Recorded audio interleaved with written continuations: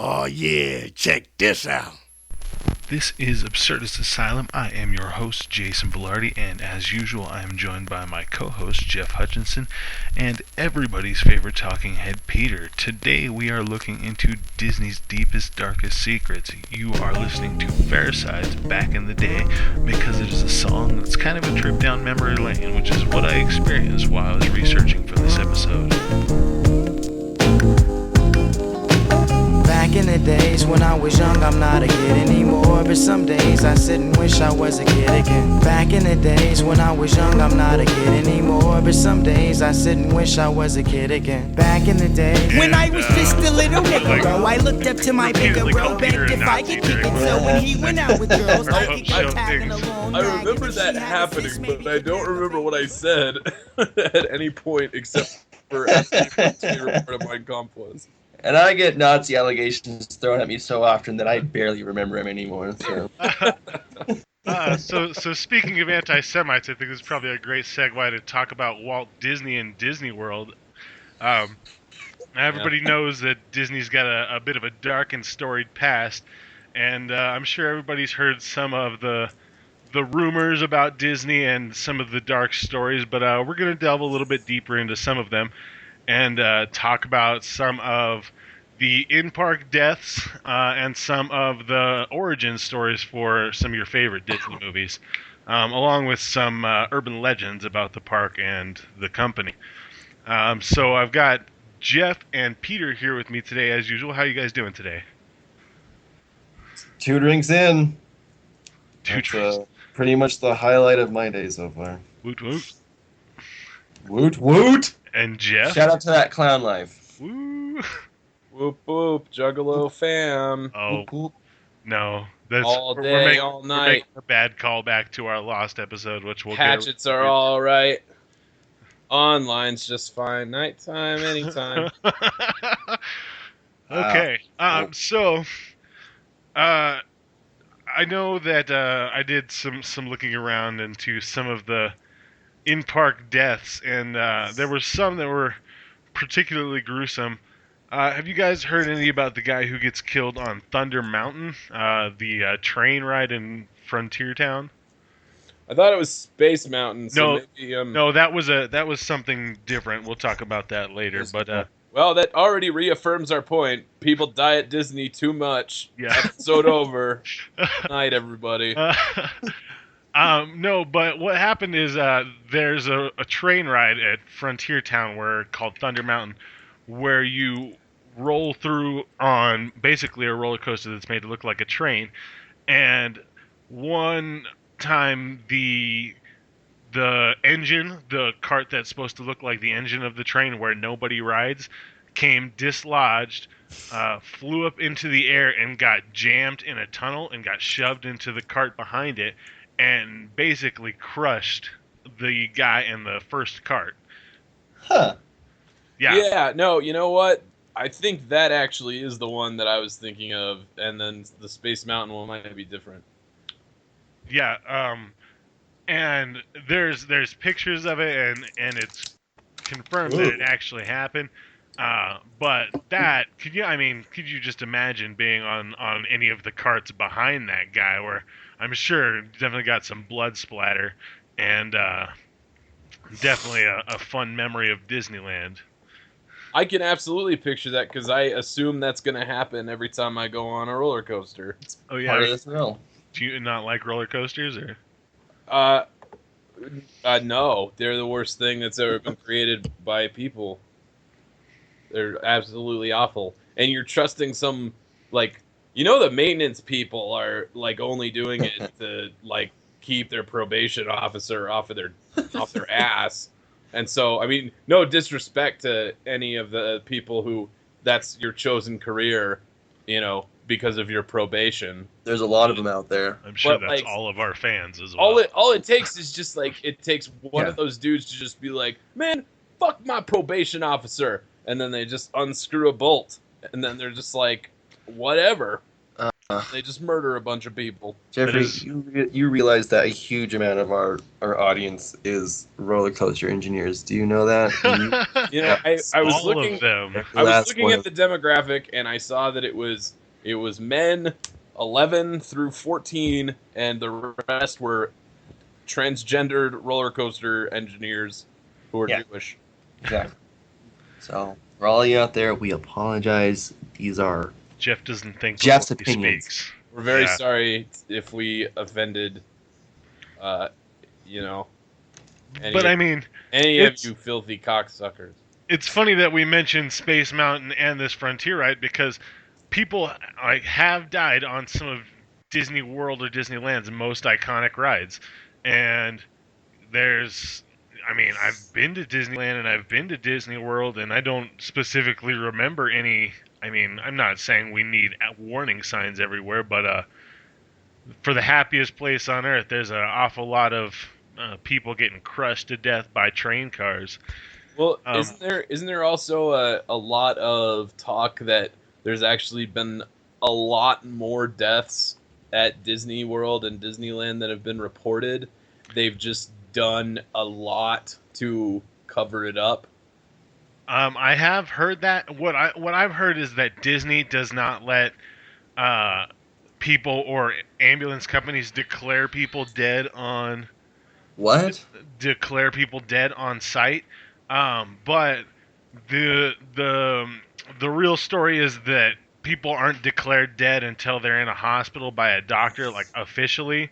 So I think that's just kind of an urban legend, is that Disney doesn't let people be declared dead on site because, like, there's absolutely no question that people have died on site. Like, there's a story about a guy named Javier Cruz who was in one of the Pluto costumes, and he was run over by the Beauty and the Beast parade on in the background, so nobody saw it, but it was on their way to the start of the parade in the Frontiers town. So yeah, like a guy was crushed to death by a Beauty and the Beast parade float, and Wait, it was all over the news. he was dressed as Pluto? Yes. Oh, damn it. What? I thought you said he was dressed as Goofy, and I was going to be like, do you think when he got ran over, he was like, a gorge? And now I can't do that. So the real tragedy is that I can't. That joke was lost.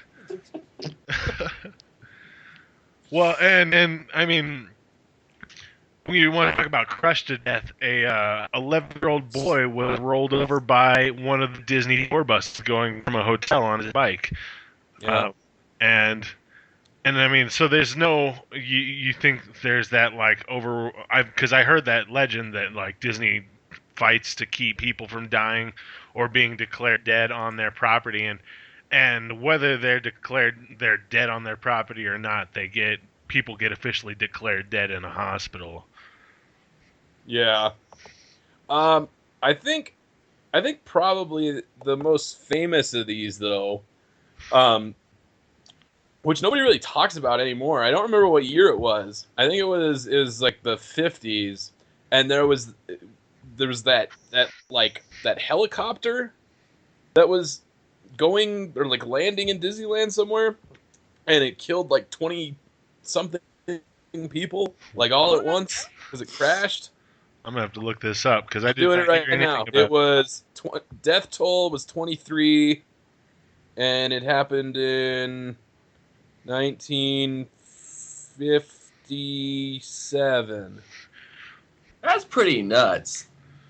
That's a lot of dead people in a public place, you know? Wow, and can you just imagine the people who are like, the kids went there and it was their first day at Disneyland and they were so excited to be there, and they leave seeing probably more gruesome shit than any of us have ever seen. Yeah. 1968, my bad. Yeah, that's what I've got here too, due to mechanical failure. Yeah. Mechanical failure? Oh, Dude, but it was mostly the passengers that died. 18 passengers and 2 pilots. That was the 20 people. But then I think there were 3 people on the ground or something because it was 23. Oh, okay. I mean, yeah, that's pretty. You got to think. I mean, in Disney's defense, though, like, I mean, not even in their defense, but you put that many people in one area and you have, like, all these, like, essentially just heavy machinery everywhere. Yeah. Eventually, somebody's gonna die. It's just how it goes. But I would not put it past Disney to maybe not even for like a sinister agenda or anything. Like I would not put it past them to be like silencing people like with money, not with like but like silencing people about like murders. Like think if somebody like died on a roller coaster, they could easily pass that off as like, oh, they just fainted and they wheel them out. Meanwhile, they're just dead. And then they just pay off the family. They could easily do that kind of stuff all the time. That's a common law practice, is to just make settlements like that. Like, listen, you know, we don't want you to sue us, and we're Disney, and we are like a multinational, multi-billion-dollar company. We want you to be quiet about this, and we're going to hold you to a legally binding agreement that you're never going to say a word about this to anyone, but we're going to let you leave with, I don't know, let's just say like $12 million. That's a lot. And but that's actually common practice in most cases where there's a death in the plain sight of people. Is even the police will just say, oh no, he's in critical condition and he's got to go to the hospital because the body's going to the hospital anyways. I saw a guy get hit and killed by a bus on Colfax, and the police were just, oh no, he's just in critical condition, and the guy was clearly dead because they picked him up like a rag doll and put him on the cart. And it was like anybody they're worried about a spinal injury, they're not going to pick him up by his arms and legs. That's pretty nuts. That's fucking creepy, dude. I hate when I hear shit like that. It's just so fucking dishonest and gross. Ugh. Yeah, well, it's just to keep the public calm, like, because people, like, most people aren't like us. They freak out when they see a dead body. And so police that's just trying to keep people calm. But it's a little shisty. I get more freaked out about authority figures lying to me. Oh, yeah. Everybody fucking dies. Like, that's the drive it. I used to get freaked out from Oompa Loompas because I didn't know what a midget was. And so I saw that and I was like freaking out and I was like, Dad, why are they like that? Dad! And my dad was like calmly trying to explain to me that one, we're watching something about a chocolate factory that is not based in reality. But he's like, some people are born different, blah, blah, blah. You know, you got to be tolerant. You know, they're no different than us. And then one time we went to Safeway, and I saw a short person, and I freaked out. And I was like, Mom, it's an Oompa Loompa. Mom, look, it's an Oompa Loompa. And I still remember the guy's face. Wow. And if I saw him today, I would say, Sir, I'm going to be honest. This is one of the few moments in my life I'd like to apologize for. So, before we learn too much about Jeff's childhood, I mentioned somebody getting hit by public transportation. Did you guys? I thought we were talking about how anti-Semitic they were. Weren't we talking about that? Well, we can get to that. Do you remember when they tried to cover up that thing in the 40s? The one that they made about the cartoon that they made with Donald Duck called The Führer's Face? No, like the bigger thing that they did in Germany. Eugenics program? Close. It was like this, I don't know. It was like it was a big deal in the 1940s. Go on. Why don't you elaborate? Or do you know what you're talking about at all? Yeah, you're just trying to lead us on. They tried to cover up that, Are you saying they're like Holocaust deniers? Oh, Jeff. There's a Let's reason. Let's go down this road. I've never done this before, and I just want to hear it from somebody who just is completely about it. Go on, Jeff. Well, so there's no doubt that he was a misogynist. I said they were and an trying to cover it up. Which is just complete slander. They didn't actually do this. There's no doubt that Walt Disney was a misogynist. There's letters from him saying that women do not do any of the creative process, and they're subjected to simple jobs like coloring in the celluloid panels. And another dark secret of Disney that has to do with women is the woman who was the voice of Snow White one was only paid $970 for the whole movie, which was probably a decent amount at the time, but signed a contract saying that she would never do any other voiceover work in her life because Walt Disney wanted her voice to like stay unique. Yeah. So the woman was unable to like take her acting to the next level after she got this big gig, and she's not real mad about it, but you can imagine that's probably a pretty hard life to live. It's like, hey, I'm that voice that you guys know, but I cannot do any commercials, anything else to like further my career. Yeah, how many more stories though are there like that people have just completely been screwed over by that company? Oh, I'm sure it happens all the time. Yeah, completely. Yeah. I mean, they tried to cover up the whole. Oh my god! This is all you're gonna get beeped, or not? Just know that. Yeah, right. You're gonna wind up in a black bag somewhere. Black bag with mouse ears. I already admitted that this is slander. Nobody. Yeah, well, it doesn't help any help to your court case. Look, from a legal standpoint, this is all speculation. No, I am in no way saying that. You're insane. But I'm just saying, that's what we're here for, is to answer those big questions. All right. So, while we're on the subject, there was a pretty controversial cartoon featuring Donald Duck called The Führer's Face, where Donald Duck was a Nazi working in a munitions factory. And you know who was in that cartoon? Inexplicably was a character resembling exactly that of Jeff Hutchison's great-great-grandfather, Hans Hutchison. Hans Holo. So, here's the really that, Jeff. I've seen that cartoon. Family riddled with Nazi sympathizers? I don't know. Just speculation. I don't want... Credited in the end as a part of the cast. Yeah. I don't want my last name attached to this anymore. Yeah, it's too late for that, Jeff. Somebody might go down my family tree and prove you right. All right. Well, now I know. I'll swear to God, Jeff, I'll prove it someday that you were a Nazi. I swear to God, I will prove it. Pretty sure you guys are just trying to prove each other as Nazis. Well, watch out for bonus cuts too, labeled "I think you may be a Nazi." So now I know how Jeff feels about ghosts, and it's definitely been covered on the podcast before. Did you guys happen to watch the 11-second clip that I just sent you called? Yeah, I couldn't see shit. I even read the description. There was like, it comes in from the left and sits next to the man in brown. I was like, you didn't see anything? Now, I think that this video has the same explanation that the other Disney Ghost video that we talked about in our Ghost episode is that it's just like a reused tape to where there's a video of another guest stepping onto it that's kind of burned into the film. Yeah. But that doesn't explain the eyewitness accounts.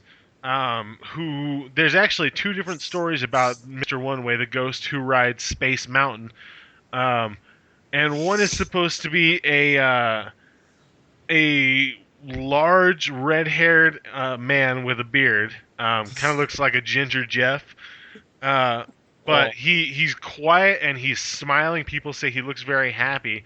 And what happens is he gets on the ride. People like see him as if there's an actual person next to him. And in the last light tunnel of the ride before it stops, that's the last time people recount seeing him. And there's also the same style of account where there's a young boy who gets onto the ride, and the young boy actually speaks to some of the people that he rides with and talks with them about Disney, but it seems like he only knows about the older attractions, which there's really no way to substantiate any of these stories, but I think that it's either like a case of like mass hysteria where they hear about this Mr. One Way myth, or they're actually experiencing something. And I think in a place where, like we talked about the whole Nikolai Tesla effect of the ghosts on Colorado Springs in our ghost episode. Yeah. I think a place like Disney, where there's so much energy pulsing through it every day, could probably be a hotspot for Pokemon. something. Yeah! Definitely Stop. but could definitely be a hotspot for something paranormal, whether it just be like residual energies or actual spirits, Or a Pikachu. or Or definitely. Jengar. Or I don't think Ghastly. Disney would allow that property on their site. They didn't. Never mind. Jeff, how many Pokemon have you caught? I don't play Pokemon Go. God damn it. Don't believe Which one of you twats is? Because I am. I played it for like 5 days and deleted it. But Those are gaylords. I was Speaking like, of you gotta deleted- get off your couch to play this. What all the right, so fuck? hold on. I gotta ask you, Jeff. Have you seen Tim Burton's 1982 Hansel and Gretel? I have a very long time ago. So you remember it slightly. Peter, have you seen it? Never heard of that. All right, so it is batshit crazy. What it is Tim Burton's like first live action movie that he directed, and Oh, it's it's live a story. It's a Hansel and Gretel type story. Can I time you out? Is it sort of like the same live action as like Beetlejuice? Like it's Kind. No, it's like a very B movie type kid show, I'd watch that. Okay, I'm sorry. and it's Go on YouTube. I definitely sent you the link, but Oh.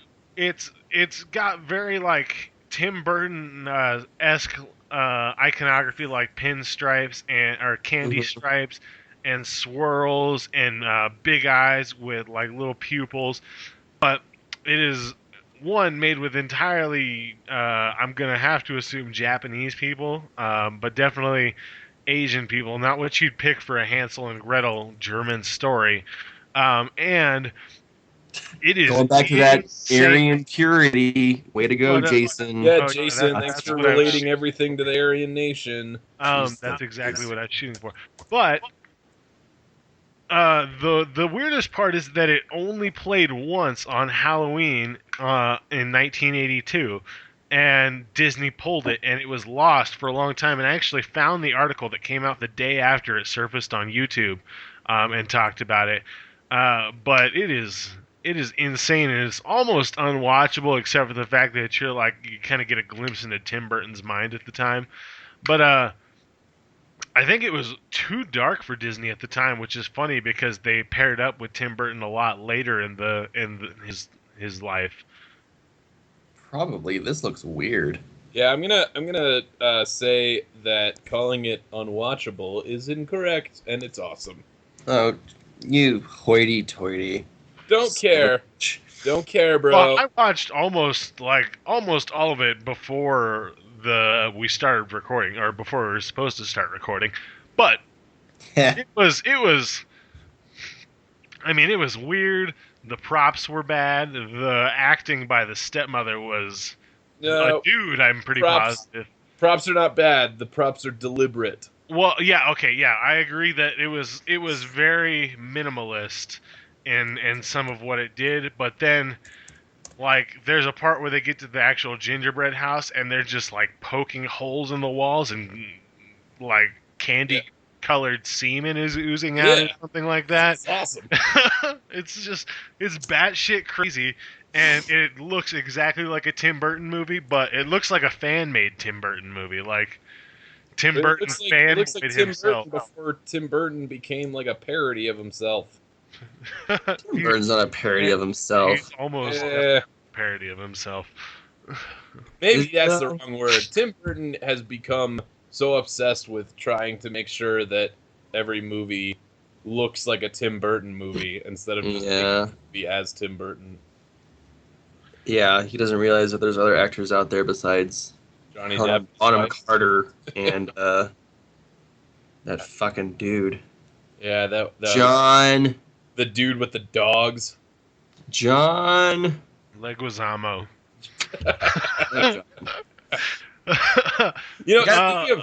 speaking of movies and Wonka. stuff, and also since you guys are afraid that Disney's gonna like kill us or sue us or whatever, I want to bring up real quick. Speaking of the just something interesting about Disney, and also this ties into what we're talking about. I've probably mentioned this to you guys before, at least at some point, because it's a movie that isn't really like highly regarded, but it's one of my favorites in recent memory. Came out 2 years ago. It's called Escape from Tomorrow. Does anybody know what I'm talking about? No. Okay, cool. So this is the important thing to know is the movie is about a family that's on vacation in Disney World. It's filmed in black and white. They're at Disney World. The father loses his job on their last day there. Like, he gets a call saying he's unemployed, and he starts to mentally deteriorate and hallucinate. Ooh. And then he gets obsessed with these two teenage girls and follows them around the park. And then there's like, you have to watch the movie because I don't want to reveal too much. Sounds good. Hold on, this is not a Disney production though? No, so that's the interesting part. So this movie that has to do with literally Disney. It takes place at Disney.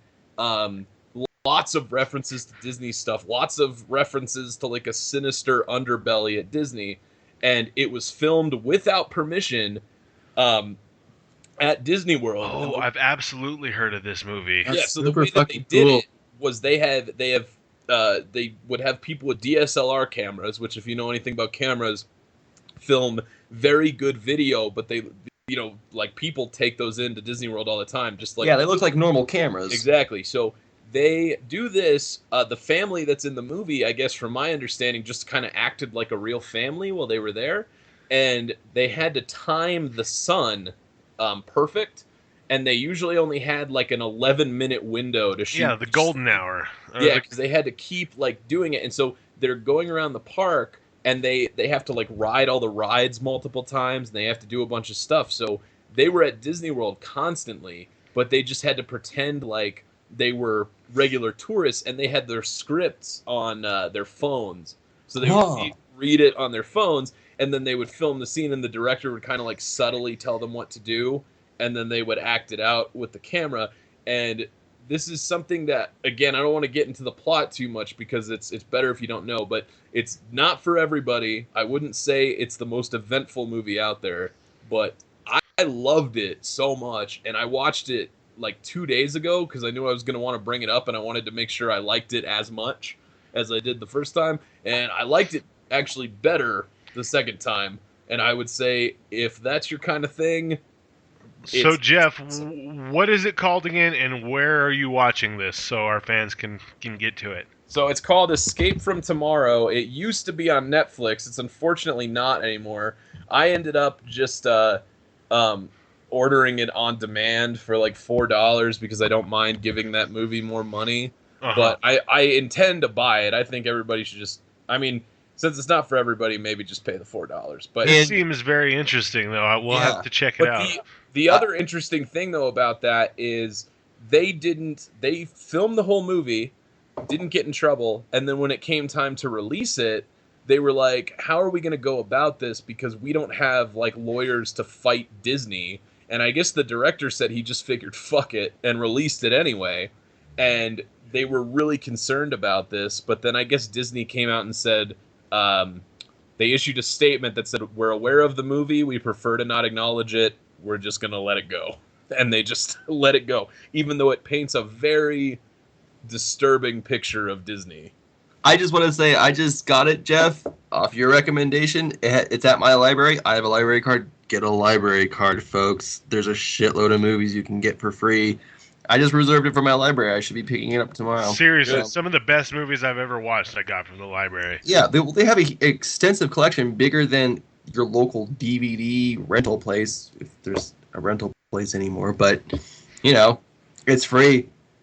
So there you go. I'm going to get it tomorrow. Yeah, my advice with it is, if, let's say, 20 minutes has gone by and you're not into it, I would just shut it off, probably. Because then it's not your kind of movie. But if you're anything like me, I was like hooked on that thing from start to finish. Oh, I also got Green Room coming in. Dude, it's so good. So good. Yeah.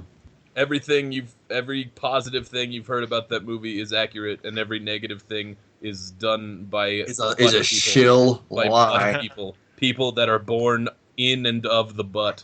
All right, so before we get too far, Now, because you mentioned libraries, it brings to mind that a lot of Disney's most famous movies are based on fairy tales by either the Brothers Grimm or Hans Christian Andersen, or another old story that is fairly gruesome compared to the Disney final product. Are you guys? I mean, I know you guys are probably aware of this. Do you guys know some of, like, for example, the Brothers Grimm? Do you guys know any of the Brothers Grimm's versions of these stories? Yes. Yeah. Do you now? Regale me. Are you aware of like one of my favorites is the Cinderella version, where the stepsisters, in order to fit themselves into the glass slipper, start hacking off their toes and heels. Yep. I don't know about that part. Oh yeah, it's quite gruesome. And the reason why they're caught in the act is because the slipper is covered in blood. Yeah. And then in Love your Sleeping shoes. Beauty, doesn't he just like totally rapes her, right?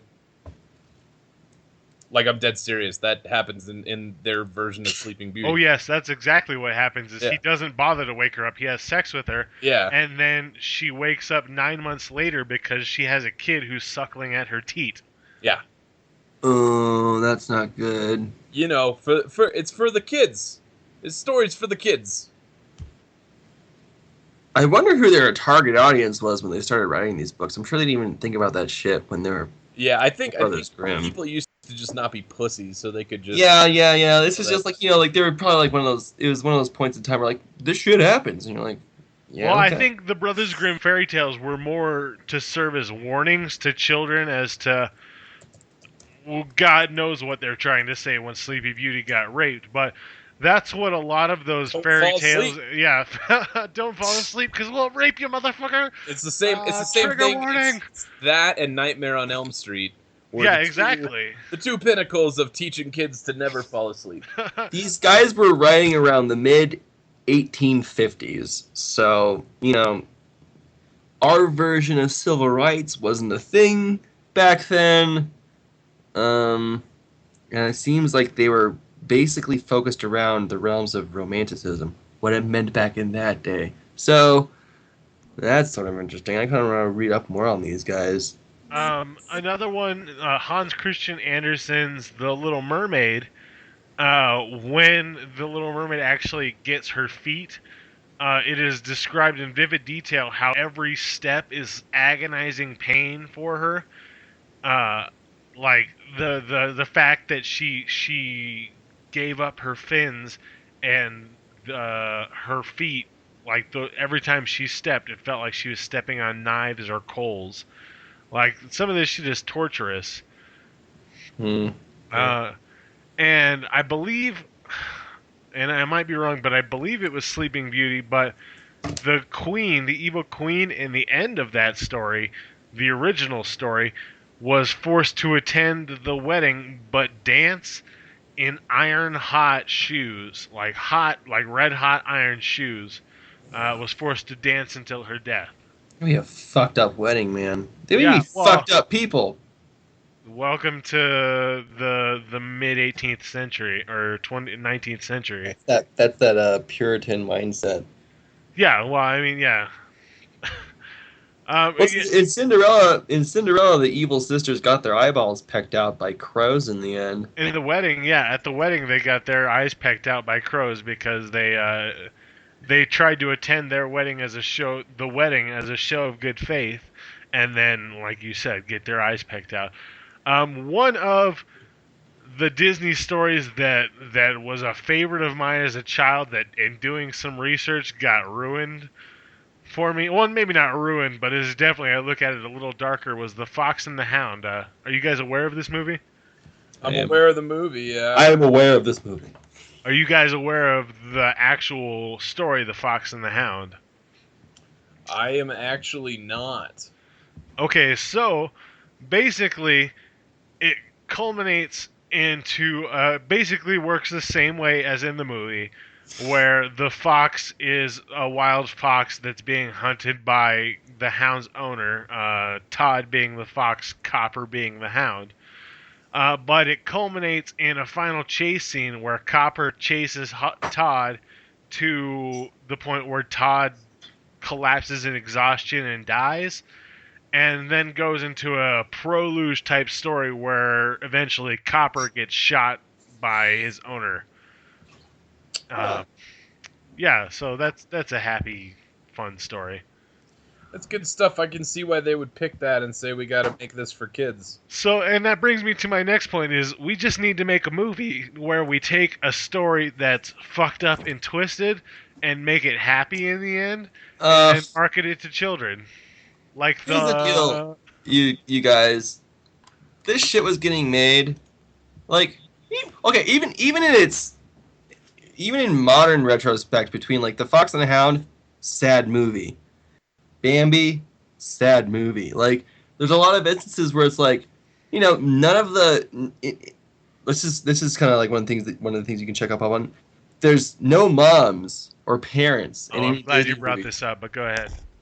And it's like when these movies were getting made, like the heyday of Disney, like when they were really coming to the forefront, people weren't what we would consider pussies. Like every parent that is like, you know, taking their kids to like the cinema at this point, they're all World War II vets. They've been to Korea. Like, you know, they're like, and it's like it's a point in American culture where people aren't, you know, sucking dick. They're, you know, aware of harsh realities. Some kids at this point in time don't have parents because their dad has died in a war. In a lot of cases, like, there's lots of stuff like that. It's just kind of like, you can't kind of say that, oh, they're so behind the times because, you know, look where we are right now and our basis of values is so much different than theirs. You know, it's just like, no, standards were different back then because times were different back then. Their reality is much more different than it was now today. And that's just the point I wanted to like kind of make is that I absolutely they weren't backwards motherfuckers. They were like, you know. I absolutely agree with you that the morals and standards of the time are different now, but there's actually a valid reason why a lot of Walt Disney's movies don't feature mother characters. Did you guys get any of this in some of the research? Dive into it for us. All right, so Walt Disney's movies did not feature mother characters because he had a guilt because he felt that he killed his own mother, because after he became famous, he bought his parents a house, and the house had a faulty furnace, and he was kind of like, it was on the to-do list to get the furnace fixed, and then one night it malfunctioned to the point where it shut down, and his mother died of carbon dioxide poisoning, and his father almost died of carbon dioxide poisoning. So that's why a lot of the movies like The Little Mermaid or Beauty and the Beast feature characters that only have a father, is because, well, I guess I can't say for sure, but it's definitely a very likely rumor that he kind of had a guilt about it. That's pretty intense. Yeah, I'm surprised you guys didn't know about that. That's pretty common. I remember hearing about this a while ago, and now I mildly feel bad about comparing him to Hitler. Thanks, Jason. Yeah, well, yeah, I mean, dude, you should feel bad about that, but I mean, yeah, I'm over it. Over it. Well, we'll just go ahead and move on. But so I think that some of Disney's problems are just span on the fact that they're so big that people are kind of magnetically attracted to scrutinizing them. I mean, that's exactly what we're doing. We're trying to ride on the back of Disney. Yep. But I think that the accusations against Walt Disney, as far as, one, he was absolutely an FBI informant where he was affiliated with the FBI to where he filmed or made propaganda videos for the FBI and in return, the FBI allowed him to film inside their headquarters. Why? Why? Why did he get to film inside their headquarters? Illuminati, Beyonce, Lemonade. Um, Say no more. well, and that's really the question is why? Why would you make this deal so you could? I mean, it's public record that he made a deal so that he can film inside the headquarters. Do you know what year it was? It's probably not hard to Google. I definitely. Just general.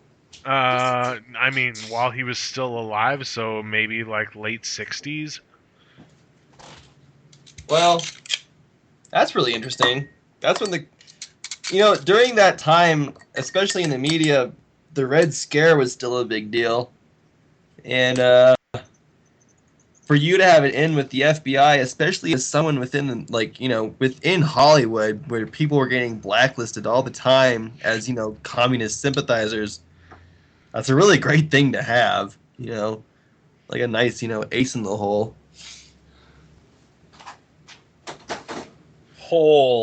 And I would agree that, and he was, I mean, there's countless propaganda videos that were made by the Disney Corporation, most notably, like we spoke about, the Fuhrer's face, but he was definitely like kind of the red-blooded American male, where he was the co-founder of the American Films Center for, or the Film Center for American Ideals, or something like that. He founded an institution for films to kind of like help keep traditional American values in play. Cold War. That's all I'm gonna say. That's what it's all about. That shit like dominated society for a while, and promoting traditional American values was a huge part of that propaganda movement within the United States and the Western world. Yeah. You guys remember that time that like pro-Nazi director couldn't find anywhere in America to show her movie, but Walt Disney let her do it? No. You guys remember that? Because that totally happened. It was the movie Olympia was what she was doing. But the thing is the director was like literally not just a pro-Nazi, but like a friend to, like a personal friend of Hitler, and she did a lot of like pro-Nazi propaganda.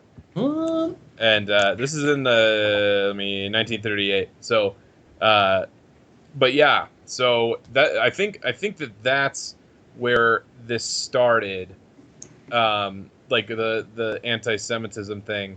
But because I actually a long time ago I read all about this because I thought it was interesting.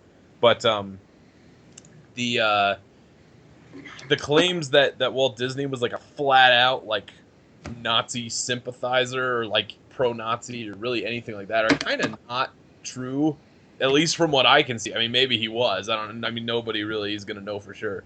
But I know that he had some offhand comments though, and this is my favorite. I want to read this one to you real quick. So there was an animator that worked at Disney who was Jewish, and he was leaving to go to Columbia Pictures, and I guess Disney put on a fake accent and said, "Okay, Davy boy, off you go to work for those Jews. It's where you belong." And then follows it up with those Jews. Those man.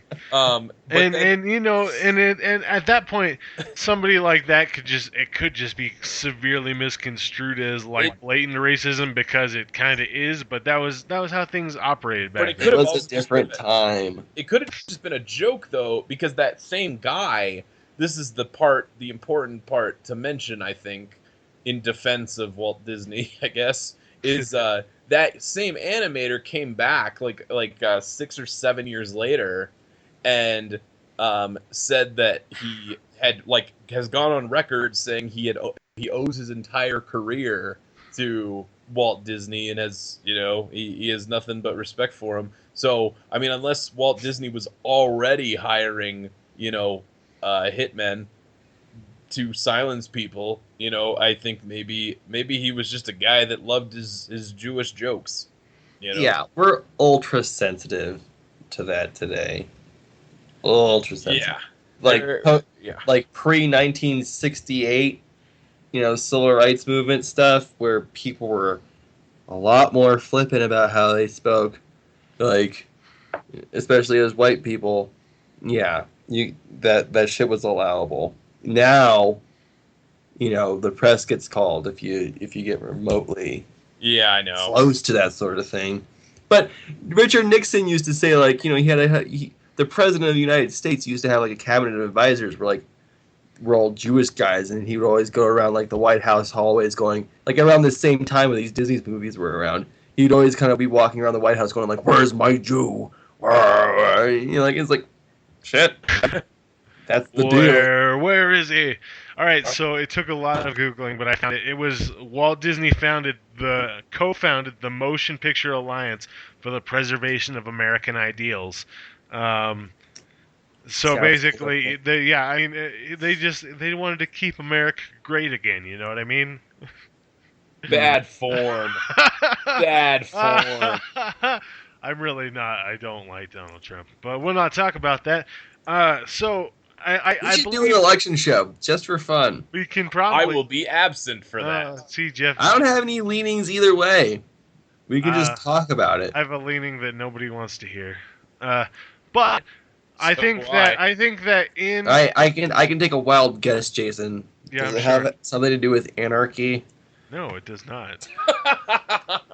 I'm mature just a touch, but I think that it's true. I mean, if this was you 10 years ago or less, you would see, guys. What I think is anarchy. I got it tatted on my face. And you have the anarchy A tattooed across your face. No, just my arms and chest. Yeah. Took a blood oath about 8 years ago. A blood oath.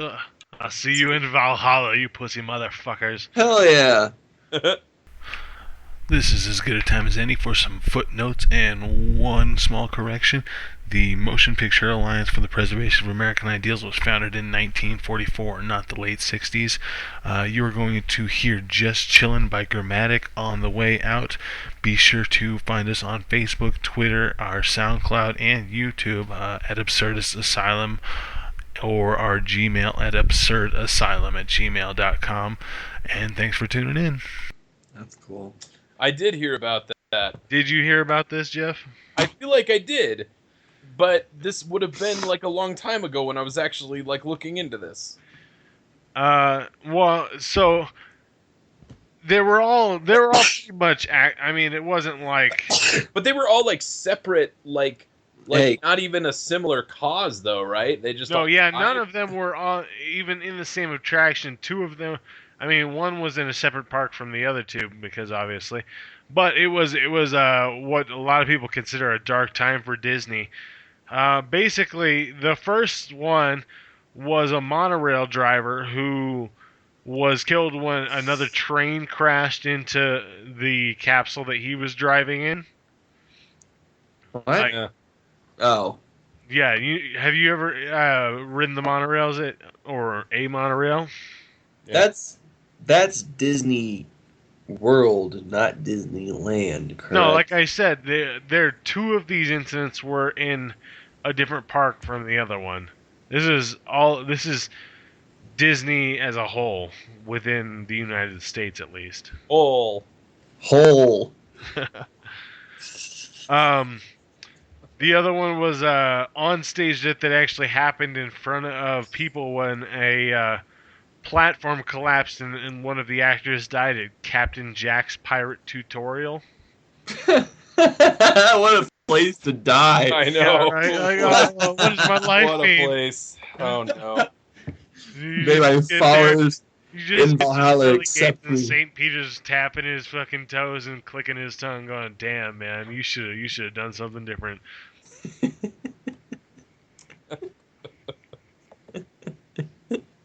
Pirate tutorial. I gotta undo the. Well, and the third one, and the one that like, at the time that it happened, the third one was the one that really sent people into a frenzy. Was within the span of 7 weeks, a third was a performer. Basically, just bumped his head really hard while he was rehearsing a stunt, and died from the injuries. Bumped his head really hard and subsequently died. While I he feel was like there's a little bit of press performing play down on this one. Yeah, well, that's all He you. got he's got his skull crushed by a light-all. He just bumped his head real hard and he had to go home early. The guy's Mr. fucking Woink brains goes hanging out of drop his the skull. lighting instrument on his fucking head. They were practicing too hard at the Star Wars thing and he just got knocked on it with a lightsaber. No, actually, that was at the Indiana Jones Epic Stunt Spectacular that he. That's fucking cool. I'd go to that. That sounds bitchin'. I've been on the Indiana Jones ride, but I want to say that was at Universal Studios. That was a long time ago that I was at Disneyland. And that's another funny part about looking up these stories is like some of these stories that happened are on rides that I've been on. Like, I don't know if you guys remember the movie Dinosaur, like one of the first CG animated movies to use live action backgrounds. Yep. Okay. I saw that in the theater. All right. So I was a big fan of that, but when I went to Disneyland, I rode the dinosaur ride. But doing this research, I found out that a man had a heart attack on the dinosaur ride and died. And it was fortunately after I had been there, because and another family found a gun on one of the carts and reported it to Disney, and the family that owned the gun claimed they didn't know Disney didn't allow guns on property. And this is like 2000s. I don't remember the exact date, but it was definitely a 2000s incident. Long after Disney banned guns from the park. I wonder what crimes you could get away with at a Disney park. It just seems like there's so much security, that it's not plausible to really try and ditch a murder weapon there. All right, we're super not plotting crimes at the Disney. We're not going. Yeah, but I'm just saying, if we were going to, and just kind of framed it as like he was too tall for the roller coaster and he bumped his head super hard, and Goofy touched me inappropriately and I had to get revenge. He got run over by a float, and things happen. I don't know. It seems like one of those places, if you could just really spin it like a game of mousetrap, you could probably get somebody killed there. Well, speaking of spinning and killing, one of the most always do this, Jason. Famous, Speaking of which, one of the most famous deaths of anti-Semitism, I gotta undo a thing. Speaking of holes. I actually wrote down 1794, but it's actually 1974. Did you guys hear about the Deborah Stone death? Don't believe so. All right, so Deborah Stone was an 18-year-old who had just started working for Disney to pay for her college. And what happened was she was the hostess at the America Sings ride, and what it is basically almost like a Jurassic Park style thing where they were in the where the seating rotated around the different. Time out! You can't tell me America Sings. Hold on. Just listen to me. It's commensurate to talking about Jurassic Park. The little unless there's like some giant 16-year-old singing in your face like. I'm talking about the little informative tour that they took at the lab where they were sitting on the chairs that rotated around the lab. Yeah, Jimmy Genome or whatever. Yeah. But it was basically that where the audience rotated around a platform of stages that were basically birds singing. If you look at the pictures, What kind of birds? there was some that looked specific. What kind of bird was it? Yes! Yes! Perfect. But Deborah Stone was crushed in between two of the moving walls. And the reason why it's one of the most famous deaths at Disneyland is because like 3 of the 6 different stages heard her screaming, and the closest stage said that they could hear her bones crushing in between the walls. And it completely changed Disney's policies as to what kind of like sets that they used, because they eventually changed that ride into like a breakaway set. They all heard that screaming. They all heard that screaming and stuff, and they were like, and those bones crunching. And like, what kind of bird is that? Perfect. That was great. That was great. My night is complete.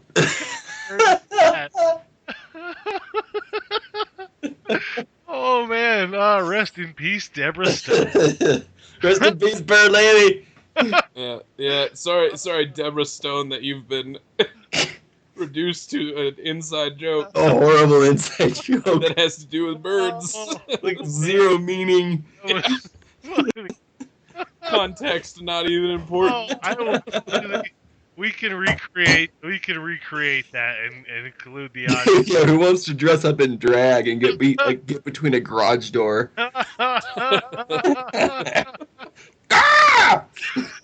What kind of fucking bird is that? Hold on, holy shit, we may have hit the rails. Wait, hold, time out. Jeff, do you have enough liquor to do a shot? Yeah. Alright, then we're gonna do one. We haven't done one yet, Jason. Hold on. I've been drinking. I got whiskey in a jar. I've been drinking whiskey and beer all night. Whiskey in a jar? Yup. It was a pickled okra jar, but I cleaned it out and it was perfect. Yeah, I've been having those old fashions. But we haven't done one together yet, so. I've just been drinking my E&J like normal. Okay, you guys ready?